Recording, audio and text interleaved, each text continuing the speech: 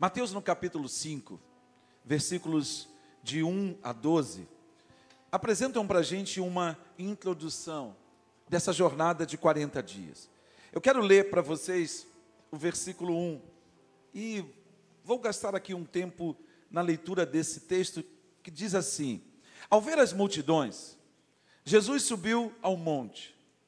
Era um lugar bem plano, uma planície, com uma pequena elevação, talvez uma elevação de uns 10, 20, 30 metros, no máximo 40 metros, em termos de elevação de terreno.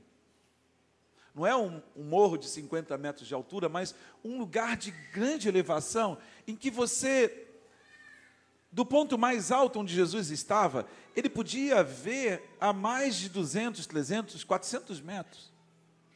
E ele podia projetar a voz dele. É um lugar incrível, e o texto diz que ele se assentou, e os seus discípulos se aproximaram dele.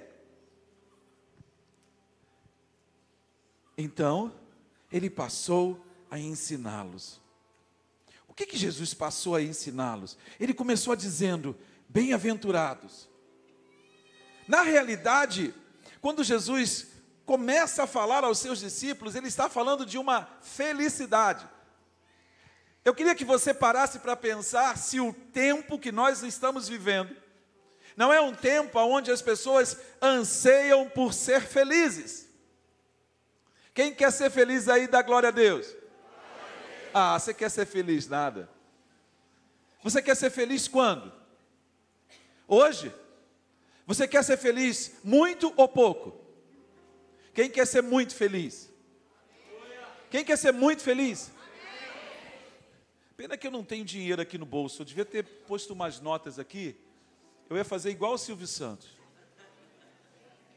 É sério, eu ia perguntar: quem quer dinheiro? Rapaz, me empresta aí umas notas de 100 aí, irmão. Eu queria perguntar: quem quer dinheiro? Porque talvez assim você me responderia: não, eu quero. Se eu oferecesse aqui 100 reais, você queria? Sim ou não? Sim. Mas se eu disser para você: não, 100 reais é muito pouco. Já que a gente está livre, o bolso está vazio, a gente pode sonhar. Se eu tivesse 1.000 reais aqui, você ficaria feliz? Se eu te desse 1.000 reais, você ficaria feliz? Você ficaria alegre? Mas se eu tivesse 10.000 reais, você ficaria muito feliz? Sim ou não? Está melhorando? Mas se eu disser para você: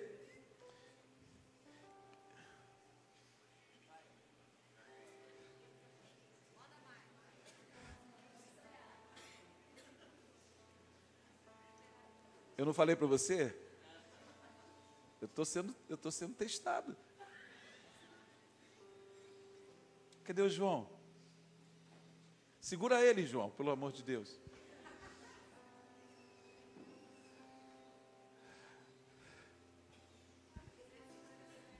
Isso, 150 mil reais. Beleza. A felicidade não está no dinheiro. A felicidade não está na compra da sua casa. A felicidade não está na compra de um carro novo. A felicidade não está se você puder agora casar novamente com a mesma esposa e fazer uma lua de mel em Paris ou nas Ilhas Maldivas. O que Jesus fez naquele dia, naquela tarde, quando ele reuniu a multidão, e aí é que começam as nossas definições. Nessa jornada de 40 dias, você precisa responder para você mesmo: eu sou multidão ou eu sou discípulo? Porque se você olhar para o texto começa dizendo: ao ver as multidões, Jesus subiu ao monte. Ele se assentou e os seus discípulos se aproximaram dele. Então, ele passou a ensiná-los. A ensiná-los quem? Os discípulos ou a multidão? Os discípulos. Então você tem que tomar uma decisão na sua vida. Porque essa decisão é importantíssima, se você tem um objeto de vida de ser feliz. Porque esse texto não está falando para quem é feliz. Esse texto está falando para pessoas que são mais do que felizes. Porque bem-aventurados significam mais do que felizes. Então o texto está falando para um tipo de gente. Está falando para um tipo de pessoa que verdadeiramente encontrou algo mais profundo do que a felicidade. Porque quando aqueles homens se aproximaram de Jesus, ele começa a ensinar aos seus discípulos, dizendo: bem-aventurados, vocês são espiritualmente prósperos, felizes, dignos de admiração. Por quê? Porque os pobres em espírito, porque deles é o reino dos céus. Ele continua no versículo 4 dizendo: bem-aventurados os perdoados, revigorados pela graça de Deus, os que choram, porque serão consolados. Ele diz: bem-aventurados, mais do que felizes são os interiormente pacíficos, espiritualmente seguros e dignos de respeitos, porque são mansos e herdarão a terra. Ele diz no versículo 6, bem-aventurados são aqueles alegres, aqueles que são nutridos pela bondade de Deus. Por quê? Porque têm fome e sede de justiça e serão saciados. No versículo 7 ele diz: bem-aventurados, contentes, protegidos pelas promessas de Deus, são os misericordiosos, porque alcançarão misericórdia. Bem-aventurados, antecipando a presença de Deus espiritualmente pela sua maturidade, são os limpos de coração, porque verão a Deus. Bem-aventurados, mais do que felizes, são aqueles espiritualmente calmos, com alegria de viver no favor de Deus. São os pacificadores, porque serão chamados filhos de Deus. Bem-aventurados, mais do que felizes, os que são confortados pela paz interior e pelo amor de Deus. Por quê? Porque são perseguidos por causa da justiça, porque deles é o reino dos céus. Bem-aventurados, mais do que felizes, são aqueles que são moralmente corajosos e espiritualmente cheios de alegria na bondade de Deus. São vocês, quando por minha causa os insultarem e os perseguirem, e mentindo, disserem todo mal contra vocês. Alegrem-se e exultem, porque grande é a sua recompensa nos céus, pois assim perseguiram os profetas que viveram antes de vocês. Então é um tipo de gente diferente. É um tipo de gente que o mundo está desesperado para encontrar. O mundo está procurando esse tipo de pessoa, que não é limitado pelas suas circunstâncias financeiras, que não é limitado pelas suas circunstâncias emocionais, que não é limitado pelas suas circunstâncias geográficas. Portanto, não importa onde estão, não importa o que estão vestindo, não importa o que estão comendo, eles são mais do que felizes. Será que tem esse tipo de gente aqui nessa noite? Queridos, nós precisamos entender uma realidade a respeito desse texto. Você precisa tomar muito cuidado, e eu também, nessa jornada, porque nós não podemos perder de vista o bosque por causa da árvore. O que isso está sendo declarado diante dos seus ouvidos? Imagine você que eu pudesse sentar aqui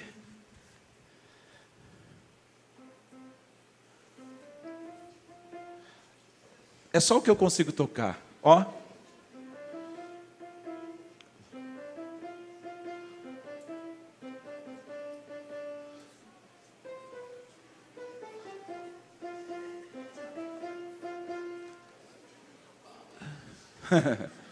É só isso. Eu não posso me arriscar a tocar outra coisa a não ser isso. Só que nem para tocar dó, ré, mi, fá, fá, fá, eu toquei sem errar.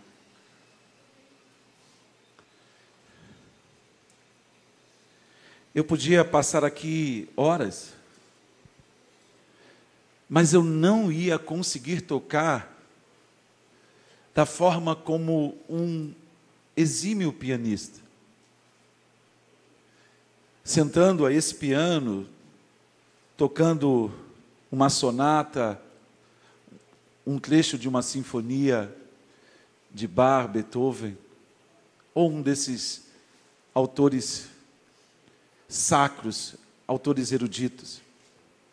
A questão que eu preciso que você entenda é que às vezes a gente tem um instrumento como esse para tocar, mas a gente está tão limitado pela técnica, que você pode tocar um trecho de uma sinfonia, mas a pessoa que ouvir nunca vai ouvir Beethoven, nunca vai ouvir Bach, nunca vai ouvir Handel, porque você não está tocando no espírito, na perspectiva e na sincronia dos acordes em que eles foram compostos. Esse é o problema que nós enfrentamos quando nós olhamos para um texto como esse, porque a gente pode se perder por um detalhe, e porque a gente prestou atenção num detalhe, a gente esqueceu da árvore, do bosque inteiro. Porque esse sermão, ele não pode ser observado na singeleza de um verso, ele precisa ser compreendido na sua totalidade, na proposição em que Jesus, quando se assentou com os seus discípulos, ele começou a ensiná-los verdades que são imprescindíveis para nós. Ao olharmos para esse sermão, nós somos desafiados, irmãos. A começarmos essa jornada, nós somos desafiados, nós somos brutalmente confrontados. Por quê? Porque como cristãos pós-modernos, como homens do século 21, nós estamos enfrentando o maior desafio que uma igreja poderia enfrentar. Porque a igreja do século 21 tem se tornado uma igreja marcada pela superficialidade.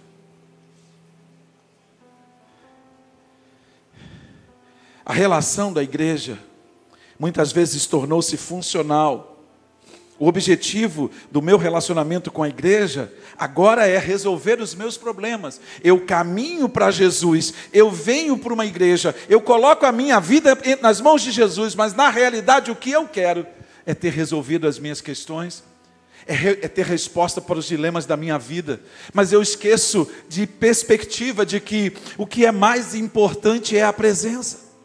O que é mais importante é o relacionamento com Ele. Por quê? Porque nós vamos para o céu. Quem quer ir para o céu aí, dá glória a Deus. E o que você vai fazer no céu?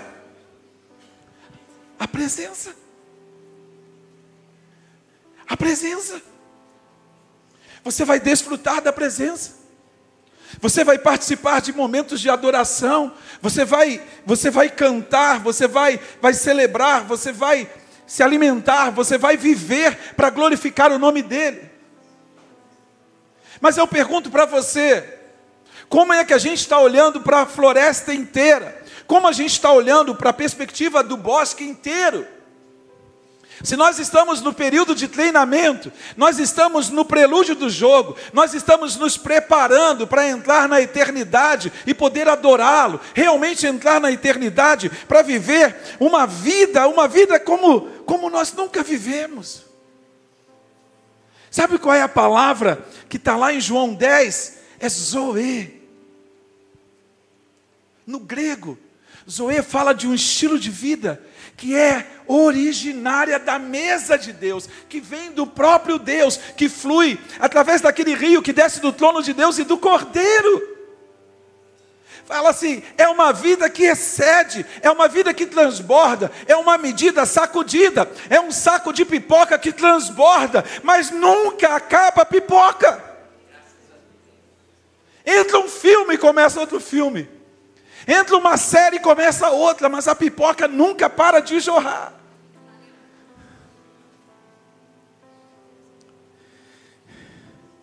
Essa perspectiva, queridos, precisa dominar a nossa mente, porque Jesus se assentou com os discípulos e começou a ensiná-los. A ensiná-los o quê?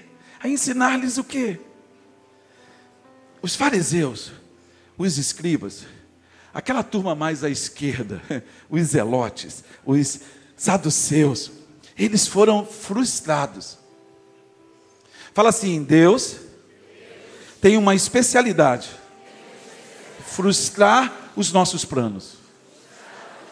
Por que eles foram frustrados?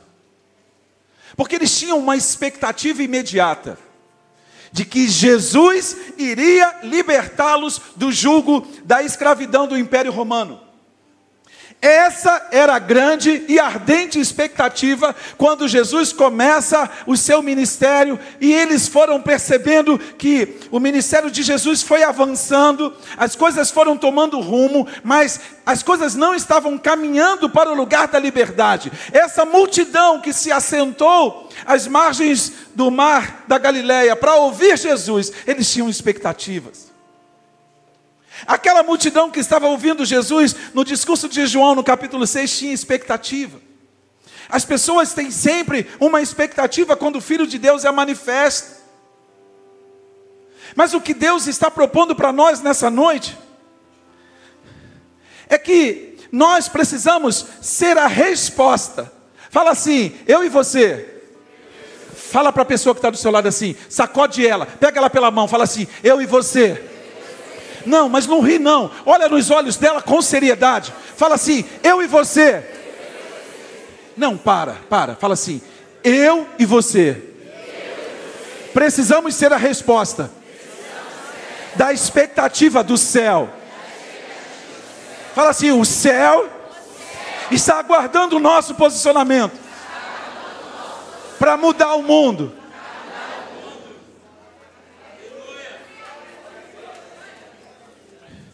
Queridos,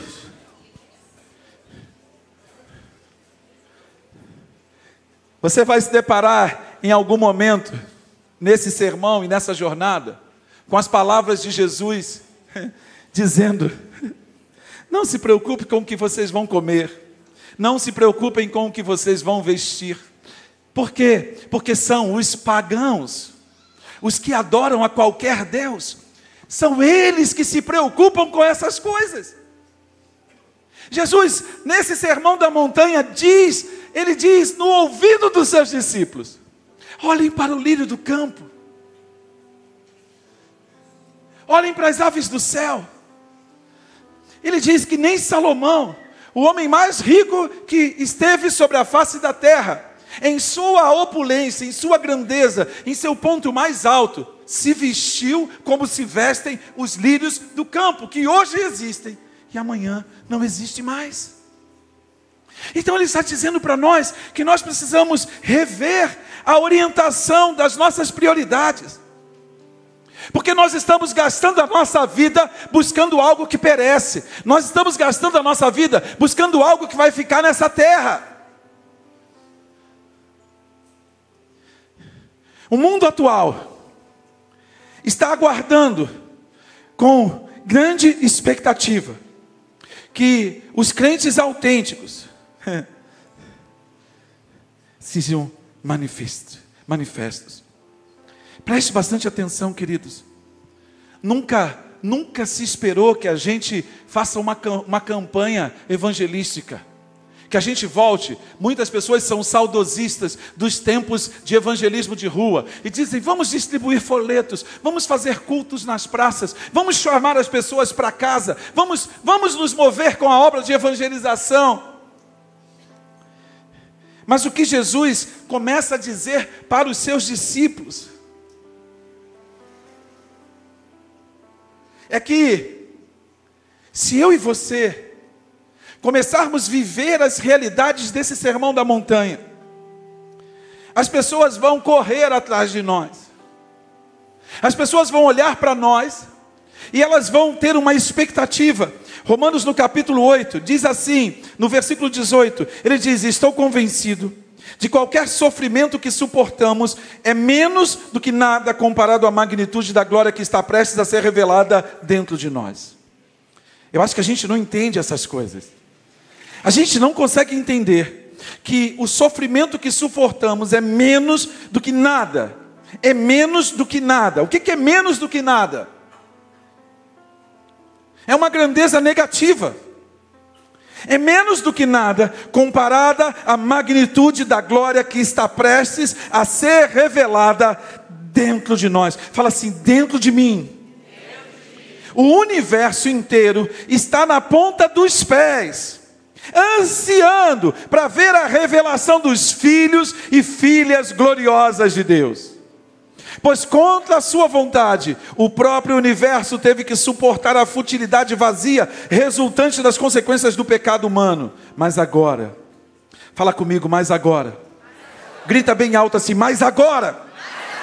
Com a ansiosa expectativa. Toda a criação anseia pela libertação da escravidão, da decadência, e experimentar conosco a maravilhosa liberdade que vem dos filhos de Deus. Fala bem alto assim, eu fui chamado para a liberdade. Grita bem alto, eu fui chamado para a liberdade. Fala assim, liberdade. Para libertar. Cara, você não está entendendo. Você não está entendendo. Você não está entendendo.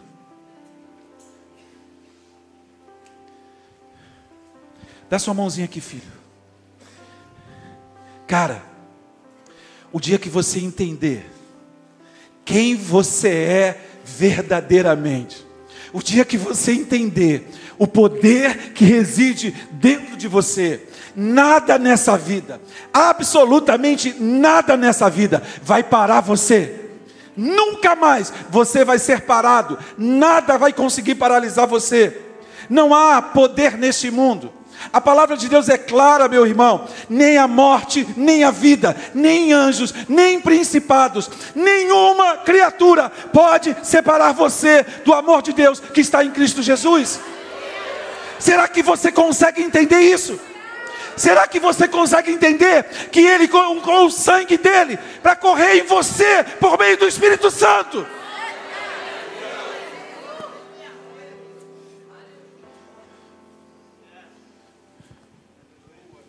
Eu acho que vocês não estão entendendo. A primeira coisa que nós precisamos responder a esse sermão, a primeira coisa que eu e você precisamos responder, é que Deus nos chamou para vivê-lo.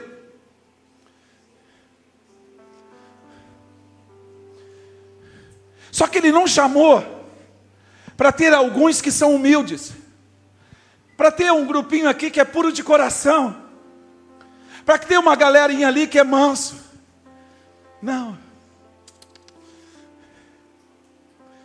Eu não vou discutir com você se são 7, se são 8, se são 9 bem-aventuranças. Isso é como ficar discutindo a métrica.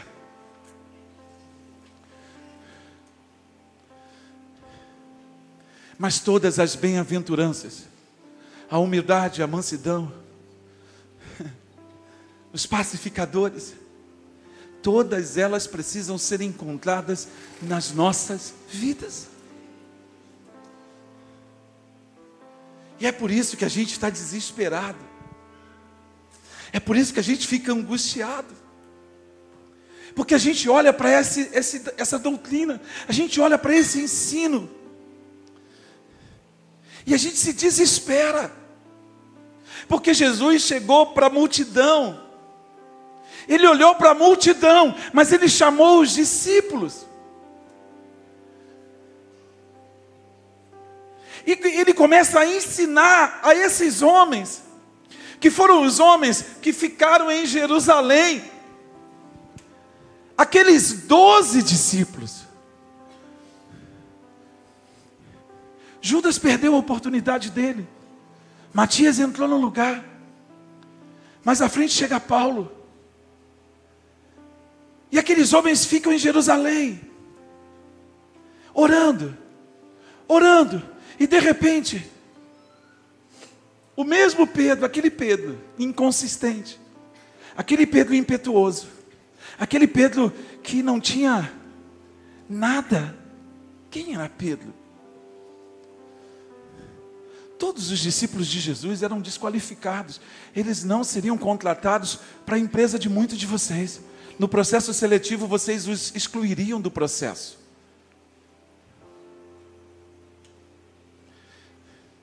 Mas Pedro se coloca de pé.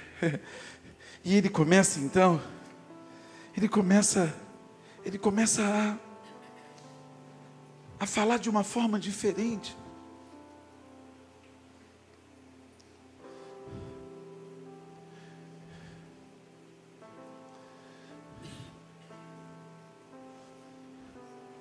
Eles não têm medo. Você viu o Renan chegar aqui? Qual foi a última vez que você ouviu o Renan falando? Eu não me lembro. Mas ele chegou aqui, sem nenhum constrangimento, ele pegou o microfone, começou a falar, como se tivesse estado aqui ontem.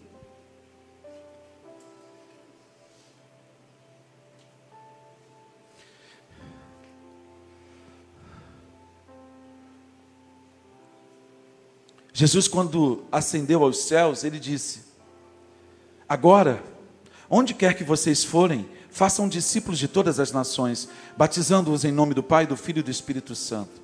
E no versículo 20 ele diz assim: ensinem-nos a seguir fielmente tudo o que eu lhes ordenei. Sabe o que é esse tudo o que eu lhes ordenei? Está aqui, ó. Bem-aventurados os pobres de espírito, porque deles é o reino dos céus. Bem-aventurados os que choram, porque serão consolados. Bem-aventurados os mansos, porque herdarão a terra. Bem-aventurados os que têm fome e sede de justiça. Bem-aventurados os misericordiosos. Bem-aventurados os limpos de coração. Bem-aventurados os pacificadores. Bem-aventurados os perseguidos por causa da justiça.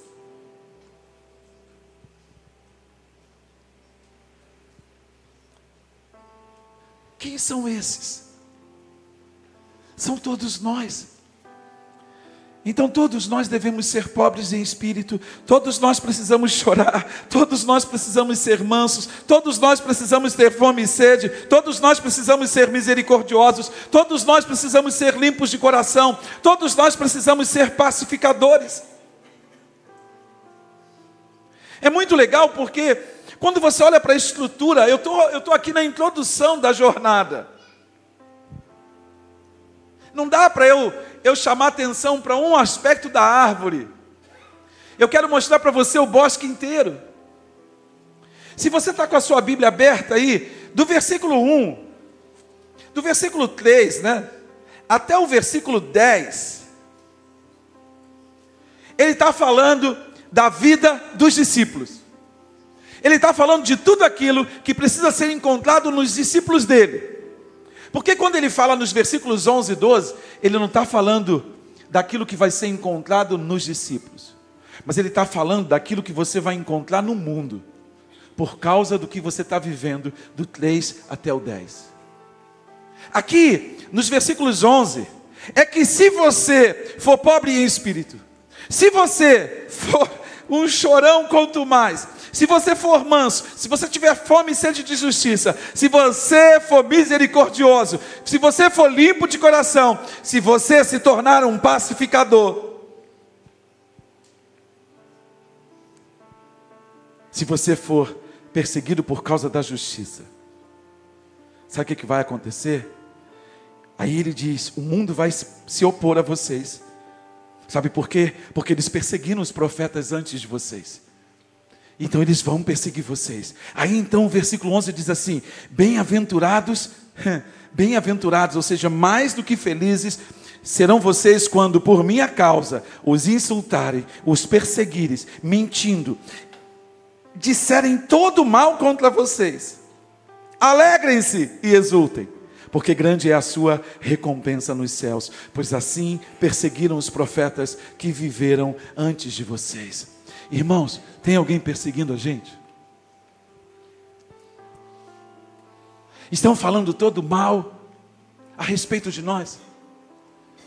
Mas se você olhar para nós, nós estamos dodóis. Por quê? Porque o mundo fala uma coisinha da gente, a gente fica constrangido. O mundo fala que a gente é careta, porque a gente anda com a Bíblia na mão. A gente não anda mais com a Bíblia na mão. Sabe por quê? Porque a gente parece que está tentando agradar o mundo. A gente parece que agora está tentando dar um jeito para tornar a igreja mais confortável, para que as pessoas não sejam confrontadas com os seus pecados, não sejam confrontadas nas suas mazelas, não sejam confrontadas nas suas misérias espirituais, porque a igreja precisa ser um lugar de aceitação. Aí você começa a perceber, olha o que diz o capítulo 6, eu fechei aqui a minha Bíblia.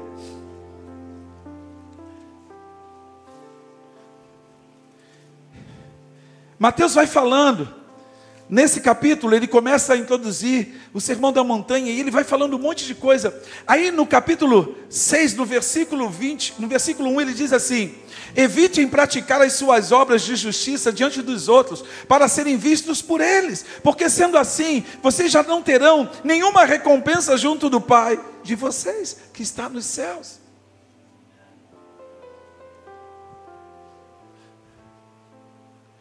Nós não temos que nos preocupar em ficar testemunhando das nossas de justiça diante dos outros.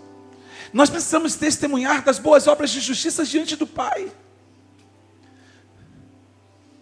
E aí o que vai acontecer? As pessoas vão ver a vida de Deus em nós. A gente não precisa se defender.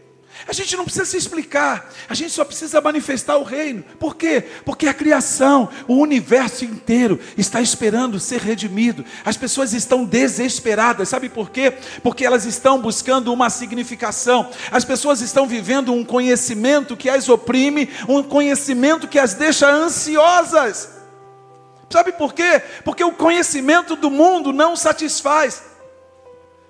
O conhecimento do mundo se tornou instável, se tornou volátil, se tornou fluido. Você passa dias estudando, tentando entender dos algoritmos, tentando de entender como é que as coisas funcionam. Eu vi que o WhatsApp podia dar um monte de respostas. O tempo que eu vou levar para entender o WhatsApp como funciona, para dar resposta para o grupo, para tentar funcionar melhor, a campanha acabou. E eu não vou aprender. Porque se você olhar, a gente está correndo atrás de coisas, e quando a gente parece que está quase chegando, o negócio muda.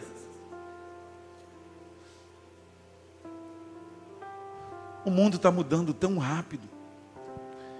E aí eu pergunto para vocês, queridos, olha bem para essa realidade. Eu falei para você, do ponto 1, eu falei que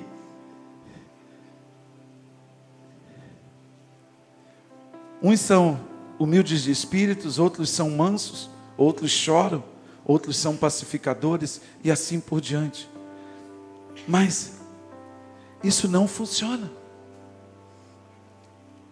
Deus quer encontrar, porque somos discípulos, todas essas qualidades em nós. E aí, se você olhar, as consequências elas são imediatas. Porque assim que Jesus fala para os discípulos deles, olha, quando tudo isso estiver funcionando em vocês, vocês vão ser perseguidos. Versículo 11 e 12. Aí olha como é que ele diz no versículo 13. Olha o que ele começa a dizer para os discípulos dele, para os chegados dele. Ele diz assim: vocês são o sal da terra. Ora, esse sal, se o sal vier ser insípido, como lhe restaurar o sabor? Para nada mais serve, para ser lançado fora e pisado pelos homens. Vocês são a luz do mundo. Vocês não podem esconder uma cidade situada no alto de um monte, nem se acende uma lamparina para colocá-la debaixo da cesta, mas num lugar adequado, onde ilumine todos os que estão na casa. Aí ele diz: assim brilhe também a luz de vocês diante dos outros, para que vejam as boas obras que vocês fazem e glorifiquem ao Pai. Ei, eles vão glorificar quem? Quem vai receber a glória? Fala assim: Deus, o meu Pai, vai ser glorificado pelo fato de eu dar muito fruto. Fala assim: quando eu frutifico, a glória do meu Pai. Fala assim: quando eu frutifico, a glória do meu Pai. Fala bem forte: quando eu frutifico, a glória do meu Pai. Isaías 42, Deus diz assim, Marcão: eu não divido a minha glória com ninguém. Ninguém. Irmãos, todos nós precisamos ser encontrados com esse tipo de frutificação. E aí você entende claramente o versículo 6, capítulo 6 do versículo 1. Olha, eu não preciso ser glorificado pelos homens.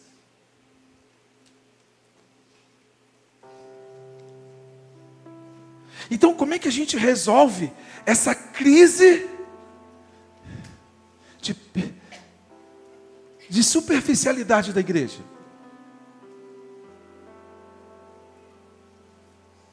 Como é que a gente resolve? A gente chega aqui 5:30, a gente chega aqui 5:45, senta na cadeira e começa a queimar. A gente começa a arder. A gente começa a arder. A gente começa a arder e a gente começa a adorar ao Senhor. E aí de repente, o Espírito começa a agir entre nós. Ele começa a transbordar os nossos corações. E o ambiente se torna um ambiente propício para cura, para confessar pecados, para manifestar a presença dEle. E aí o que acontece? Todos nós somos impactados com o peso da glória. Porque quando a glória dEle vem,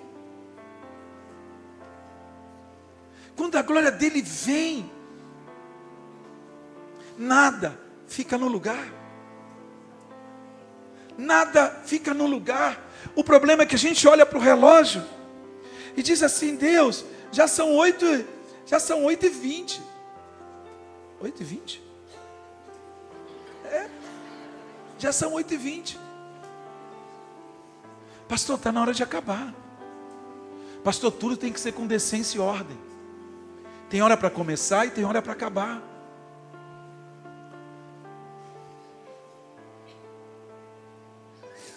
E o último ponto. O ponto 3. O ponto 3 é muito claro. É muito claro. Porque Jesus, Ele é completo.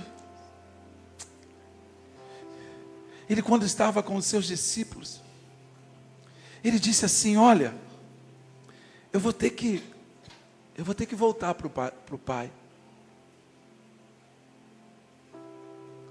E os discípulos perguntam para Ele: Senhor, para onde o Senhor vai? Ele disse: eu preciso ir, porque se eu não for, o Consolador não vem. E aí a gente descobre que o amigo do noivo veio. Lembra quando os discípulos de Jesus e Jesus são confrontados pelos fariseus, dizendo: os seus discípulos não jejuam? E aí Jesus fala para os fariseus: mas como é que eles vão jejuar se o noivo está com eles? Jesus diz: vai chegar a hora em que eles jejuarão. E por que chegou a hora que a igreja, por que o Espírito Santo está acelerando a igreja nesses últimos 20 anos? Quantos de vocês nunca participaram de um jejum coletivo de 40 dias? Quantos de vocês nunca foram desafiados na sua vida cristã a jejuar? O noivo já foi retirado de nós há 2000 anos. E talvez você está aqui nessa noite, entrando no seu primeiro jejum. Talvez você esteja entrando no 15º jejum da sua vida. Mas você está entrando também da mesma forma mecânica, metódica. Não, eu já sei como é que funciona jejum. Eu vou separar um tempinho de meditação. Eu estou falando de jejum, queridos, para a gente rasgar o coração. Para a gente rasgar as nossas vestes. Para a gente realmente se quebrantar diante do Senhor. Porque se isso de verdade acontecer nas nossas casas, nós vamos ter resposta de Deus para as nossas vidas. Por quê? Porque nós vamos encontrar saciedade, nós vamos encontrar um preenchimento, nós vamos encontrar uma significação que vai fazer com que tenhamos um relacionamento com Jesus como nunca tivemos. Por quê? Porque o Espírito Santo, Ele vai fazer igual eu fiz ali com o meu irmão. Peguei ele pelas mãos e Ele vai começar a guiar a gente.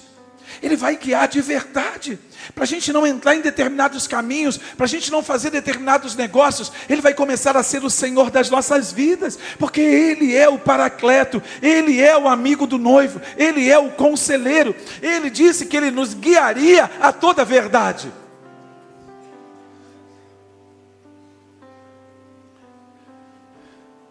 Toda campanha de jejum que eu entro, eu sofro os mais absurdos ataques.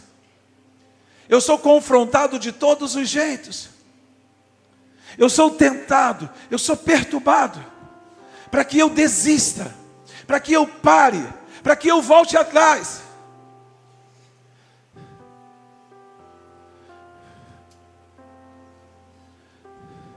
Essa semana eu passei uma semana terrível.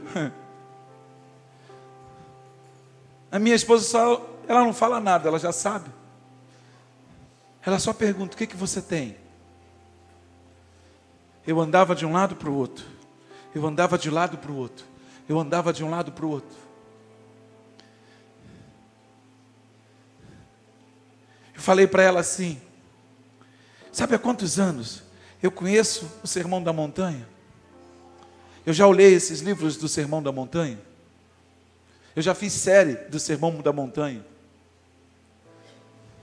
Mas eu estou vendo coisas que eu nunca vi em 25 anos de vida ministerial. É porque, queridos, nós precisamos ter olhos para ver. O que o Espírito Santo disse para ela: tenha ouvidos para ouvir. Porque o Espírito Santo está definindo algo para a igreja dele. O Espírito Santo está preparando, porque Ele está preparando a gente para quê? Para a guerra. Ele está preparando a gente para entrar em lugares que nós nunca entramos. Eu ouvi a história de um garotinho de 3 anos. A tia chegou para ele na escola e falou assim: você é um príncipe do Senhor. Ele disse: príncipe não, professora. Eu sou homem. Eu sou um guerreiro do Senhor.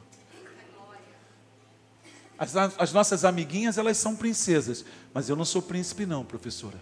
Eu sou guerreiro do Senhor.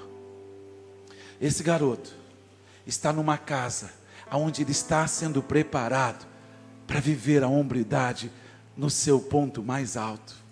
Sabe por quê? Porque se com 3 anos ele entendeu que ele é um guerreiro do Senhor. Aí você vai entender o salmista quando ele diz: eu salto muralhas, eu faço proezas.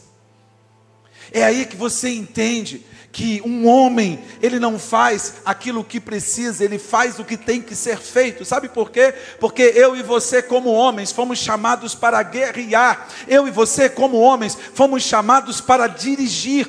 Eu e você como homens fomos chamados para sermos líderes e sacerdotes da nossa casa. Hoje quase que eu me estressei com a minha mulher. Eu contei até 5, 10. Os pratos lá de casa acabaram. Tudo quebrando. Vai, quebra um, quebra outro, quebra outro, quebra outro. E a gente já está discutindo há um tempo. Escolhe aí. Aí ela escolhe, mas esse aqui, eu falo, meu Deus do céu. Qual palavra que ela não entendeu? Porque esse aqui tem uma cuia, e eu vou botar a cuia para você comer, eu não sei o que. Eu falei, mas e aí, qual que você quer? Ela, porque esse aqui é muito caro, porque esse aqui é não sei o que, esse aqui, eu falo assim, meu Deus do céu.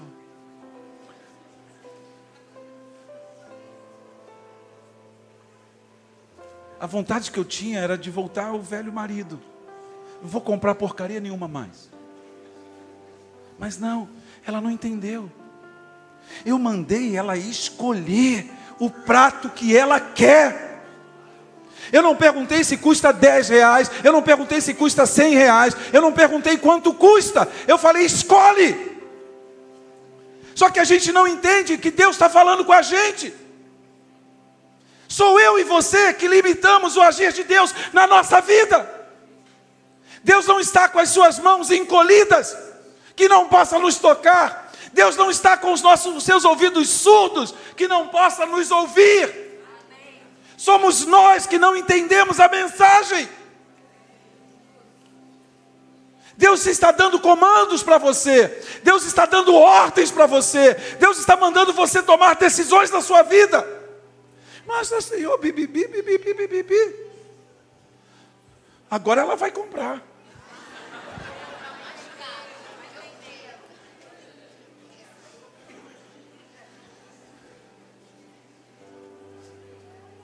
Vocês estão rindo, mas é assim que nossas vidas estão.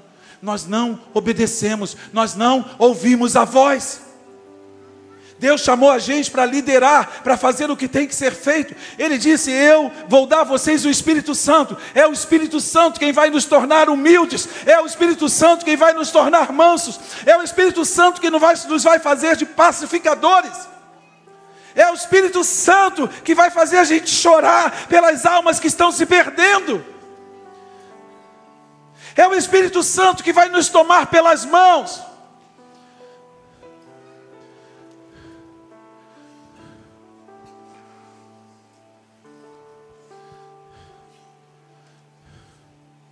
O que você precisa fazer, filho? Você ainda não entendeu.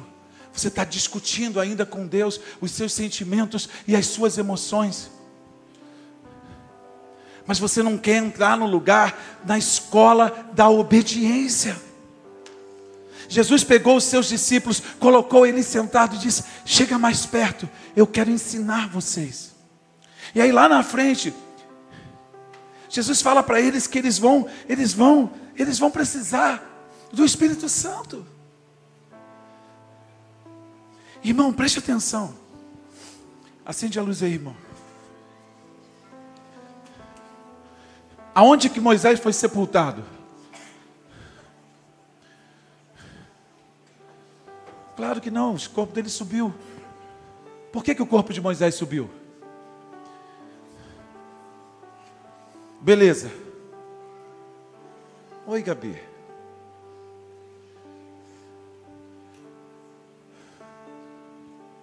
Elias, cadê Elias? Elias ascendeu aos céus num redemoinho de fogo, numa carruagem de fogo. Jesus morreu, Mas no dia da festa dos pães sem fermento, ele foi ressuscitado. Aí de repente no Monte Tabor, o Monte da Transfiguração, Jesus está lá, Pedro, Tiago e João, os três. Jesus está lá em pé no monte. De repente, Jesus é transfigurado. É como se uma lâmpada acendesse dentro dele. E ele parece luz. Faz sentido, não faz? Aí aparece junto com ele quem? Moisés, Elias, 3 homens que andaram na terra no mesmo espírito profético. Onde é que está a sepultura dos 3? Um morreu na terra, o outro não morreu. O outro subiu sem morrer. Teve o seu corpo transformado. Entendeu? Aí a voz do céu, a primeira no batismo de Jesus. Este é o meu filho amado, que me dá muita alegria. Mas na segunda vez, Cristiano, o que Deus disse? Este é o meu filho amado, ouçam-no. Vocês ouviram Moisés? Jesus está falando com os discípulos. Jesus está falando com os 3. Vocês ouviram Moisés? Vocês ouviram Elias? Agora ouçam Jesus. Aí o que ele faz, irmão? Ele envia o Espírito Santo para fazer a gente lembrar tudo que Jesus ensinou, filhão. Por que ele quer que você se lembre de tudo que Jesus ensinou? Porque Ele não quer que você viva a vida que você está vivendo, bonitão. Ele quer que você viva a vida para Ele. Lembra aqueles papos doidos que você fica tendo aí comigo? Lembra? Está perdendo tempo, filhão. Tá. Você não entendeu? O que você quer? Quantos funcionários você quer?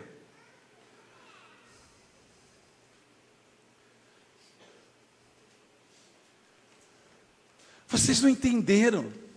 Vocês estão correndo atrás do que perece. Em Ageu, ele diz, Pedro, minha é a prata, meu é o ouro. Ele tem todo o poder. É aí que a gente precisa entender o que ele está tentando ensinar para a gente. O que ele quer ensinar para a gente é que nós precisamos andar na dependência dele. Buscar-me-eis e me achareis, quando buscardes de todo o vosso coração, e eu me deixarei ser achado por vós. Clame a mim, diz o Senhor. Jeremias 33. Anunciar-te-ei coisas grandes, Franklin, que você não sabe. Vocês não estão entendendo o que Deus quer fazer na terra. O que Ele quer fazer através da sua vida, filha. Um banco de talentos, pessoas extraordinárias, pessoas com sonhos extraordinários, mas não entenderam o que é o reino. Porque se tivesse entendido, nós já tínhamos 500 pessoas no legado.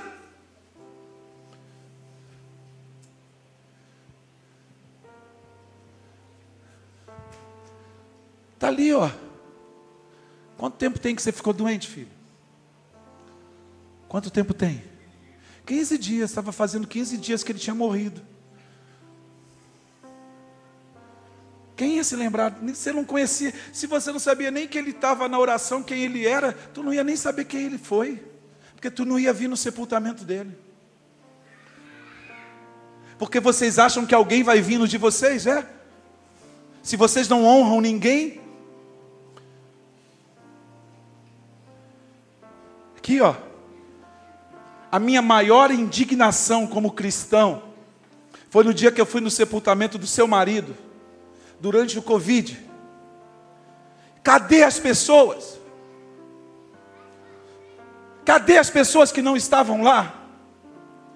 Ah, pastor, era o meu irmão, um velhinho que amava essa igreja, um velhinho que ficava com uma linha aqui, ó. Eu posso mostrar fotos dele consertando isso aqui. Mas vocês não têm tempo. Eu estava lá. Sabe por que eu estava lá? Porque eu amava aquele cara. É isso que vocês precisam entender. Eu não quero que vocês venham no meu sepultamento. E se vier chorar, eu já falei para os caras, ó, se chegar lá falando que o pastor Hélio era legal, pode falar que é mentiroso. Não gostava, não fazia. Cadê vocês, mulheres, que não estavam no culto ontem da sua igreja? Vocês não entenderam porcaria nenhuma do evangelho. Vocês não entenderam o que é o reino. Vocês foram chamadas para sentar à mesa. Mas ontem tinha um monte de gente aqui, que não é daqui, mas estava aqui, sendo servido.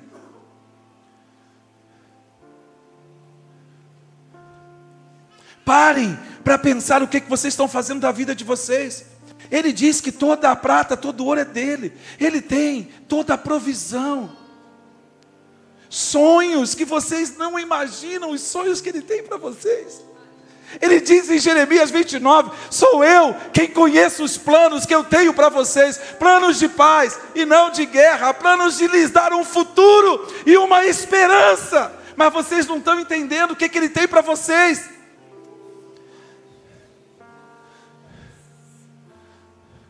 Para isso a gente vai ter que rasgar o coração. A gente vai ter que rasgar o coração. A gente vai ter que se humilhar no pó e na cinza. Sabe por quê? Porque não tem jeito. Nós temos que entrar na escola do quebrantamento. E esse jejum é para a gente entrar nessa escola do quebrantamento. É para a gente realmente entender. Eu ainda não olhei, mas eu coloquei lá no grupo da adoração, coloquei no grupo da igreja Santa Convocação. Eu não consigo entender. Eu não consigo entender. Se é dia de ceia, o povo não vem. Se é dia de lançamento de campanha de jejum, o povo não vem. Vocês querem o quê? Pão e circo.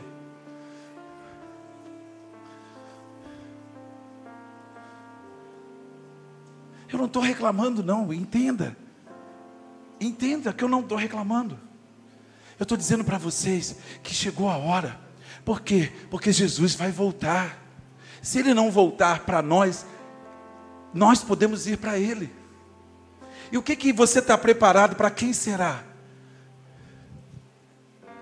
Entenda, o chamado de Deus, Ele está dizendo, olha só, não andeis ansiosos por coisa alguma. Está lá no sermão da montanha. Não andeis ansiosos por coisa alguma. Então o que nós precisamos fazer? A gente precisa parar, tomar uma decisão e realmente entender que quem dá ordem no céu é a terra. Quando 2 ou 3 de vocês decidirem e ligarem na terra, será sido ligado no céu. O que é isso? O que é isso? É que nós precisamos concordar, nós precisamos responder aos céus, para que os céus se movam. Nós nos movemos na terra. Tudo começa aqui primeiro, para depois chegar lá. Ele ensinou na oração do Pai Nosso: seja feita na terra a tua vontade, como ela é feita no... Mas como é que a vontade vai ser feita na terra? A gente tem que dar um comando. Hebreus no capítulo 1 diz que os anjos são seres ministradores. Então a gente tem que dar ordem. É a igreja de Jesus que entra em concordância. Onde você plantar, colocar a planta do seu pé, será seu por herança. Então o que a gente faz? A gente vai lá e coloca a planta do pé, ora, e começa a trabalhar. E começa a dar passos. E começa a avançar. Como vai acontecer? Eu não sei, mas vai acontecer. Por que vai acontecer? Porque é uma ordem do céu.